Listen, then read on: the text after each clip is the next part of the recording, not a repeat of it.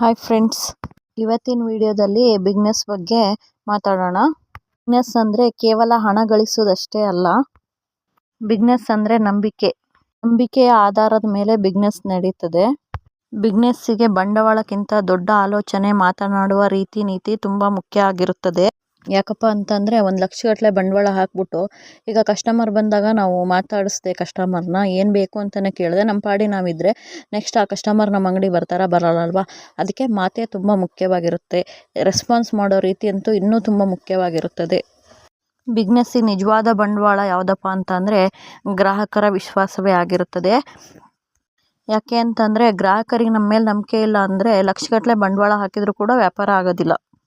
ಸಣ್ಣ ಆರಂಭವೂ ಕೂಡ ದೊಡ್ಡ ಯಶಸ್ಸಿಗೆ ದಾರಿ ಮಾಡಿಕೊಡುತ್ತದೆ. ಸಮಯ, ಹಣ, ಗ್ರಾಹಕರನ್ನು ಗೌರವಿಸುವವನೇ ಯಶಸ್ವಿ ಉದ್ಯಮಿ. ನಾವು ಎಷ್ಟೇ ಬಂಡವಾಳ ಹಾಕಿದರೂ ಕೂಡ ಗ್ರಾಹಕರಿಗೆ ಬೆಲೆ ಕೊಟ್ಟಿಲ್ಲ ಅಂತಂದರೆ, ಗ್ರಾಹಕರ ಸಮಯಕ್ಕೆ ನಾವು ವ್ಯಾಲ್ಯೂ ಕೊಟ್ಟಿಲ್ಲ ಅಂತಂದರೆ, ಗ್ರಾಹಕರಿಗೆ ಸರಿಯಾದ ರೀತಿ ರೆಸ್ಪಾನ್ಸ್ ಮಾಡಿಲ್ಲ ಅಂದರೆ ನಾವು ಎಷ್ಟು ಬಂಡವಾಳ ಹಾಕಿದರೂ ಕೂಡ ಬಿಸ್ನೆಸ್ ಆಗೋದಿಲ್ಲ. ಯಶಸ್ಸು ಅನ್ನೋದು ಒಂದು ದಿನದಲ್ಲಿ ಸಿಗೋದಿಲ್ಲ. ನಿರಂತರ ಪರಿಶ್ರಮ ಮತ್ತು ತಾಳ್ಮೆಯ ಫಲವೇ ಯಶಸ್ಸು. ಬಿಸ್ನೆಸ್ ಸೋಲು ಅಂತಿಮವಲ್ಲ, ಅದು ಹೊಸ ಅಧ್ಯಾಯದ ಆರಂಭ.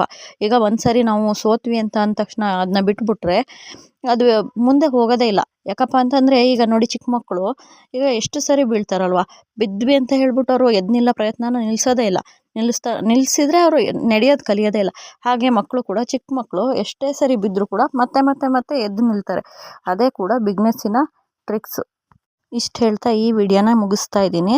ಯಾರ್ಯಾರಿಗೆ ಈ ವಿಡಿಯೋ ಇಷ್ಟ ಆಯಿತು ಲೈಕ್ ಮಾಡಿ, ಕಮೆಂಟ್ ಮಾಡಿ, ಸಪೋರ್ಟ್ ಮಾಡಿ. ನಿಮ್ಮೆಲ್ಲರ ಸಪೋರ್ಟ್ ನನಗೆ ತುಂಬ ಅವಶ್ಯಕ.